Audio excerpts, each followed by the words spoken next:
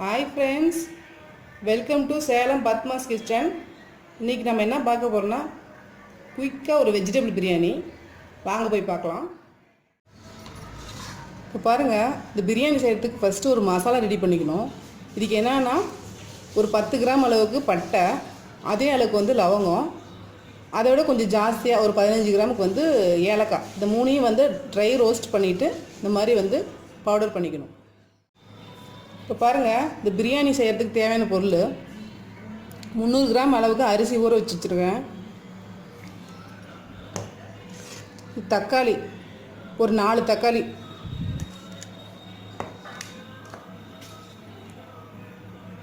பெரிய வெங்காயம் ஒரு 2 பெரிய வெங்காயம், 2 பச்சை மிளகாய்,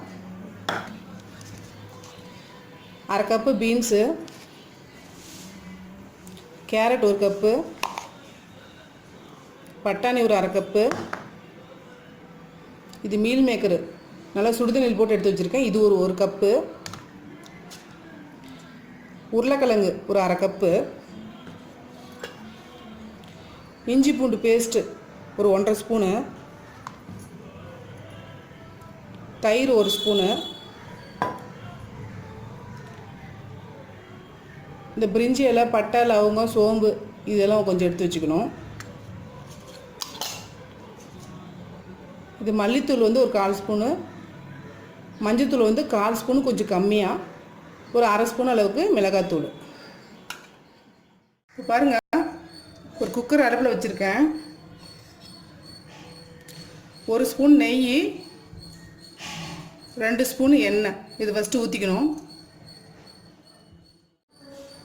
இப்போ எண்ணெய் சூடாயிடுச்சு. இப்போ இந்த ட்ரை இதெல்லாம் போட்டுக்கலாம். 2 பிரிஞ்சி இலை, இந்த பட்டை, லவங்கம், சோம்பு இதை ஃபஸ்ட்டு போட்டு தாளிச்சிக்கணும். இந்த மசாலா நல்லா பொரிஞ்சிருச்சு. இந்த வெங்காயத்தையும் பச்சை மிளகாயும் போட்டுடலாம்.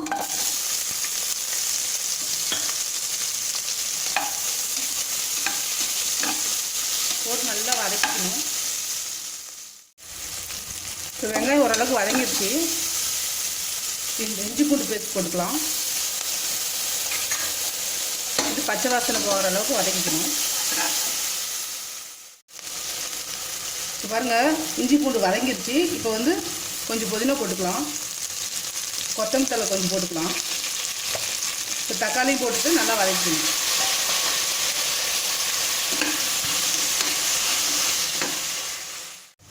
இப்போ தக்காளி நல்லா வதங்கிடுச்சு. இப்போ காயெல்லாம் போட்டுக்கலாம். பட்டாணி,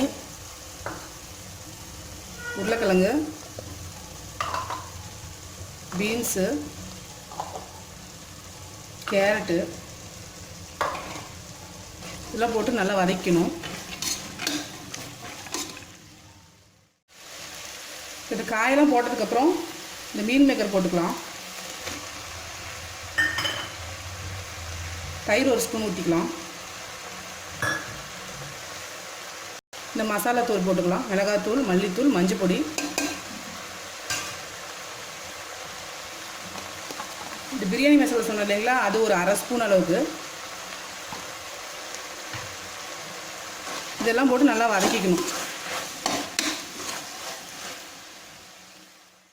காய் வதங்கினதுக்கப்புறம் இந்த அரிசி, இப்போ இதில் பார்த்தீங்கன்னா இப்போ 1 கப் அளவுக்கு இருக்குது. 300 கிராம் அரிசி, இதில் 1 கப்பு.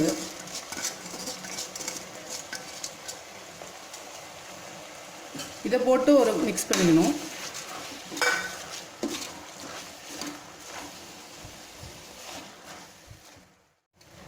இப்போ அரிசி 1 கப்பு எடுத்துருக்கோம் இல்லைங்களா, அந்த கப்பில் பார்த்தீங்கன்னா 2 கப் அளவுக்கு தண்ணி அளந்து எடுத்துக்கணும்.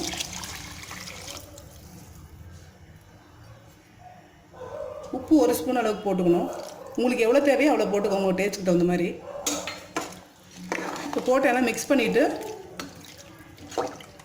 குக்கரை மூடி ஒரு 3 விசில் விட்டுக்கலாம். இப்போ பாருங்கள், cooker whistle அடங்கிருச்சு.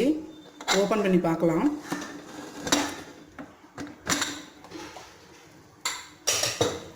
Vegetable biryani ready ஆயிடுச்சுங்க. இந்த மீதி இருக்கிற புதினா, கொத்தமல்லி தழை இதில் போட்டுட்டு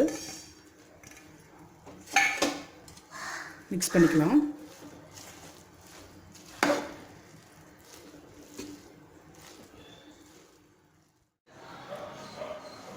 இப்போ பாருங்கள், குயிக் வெஜிடபிள் பிரியாணி ரெடி ஆயிடுச்சு. நீங்களும் ட்ரை பண்ணி பாருங்கள்.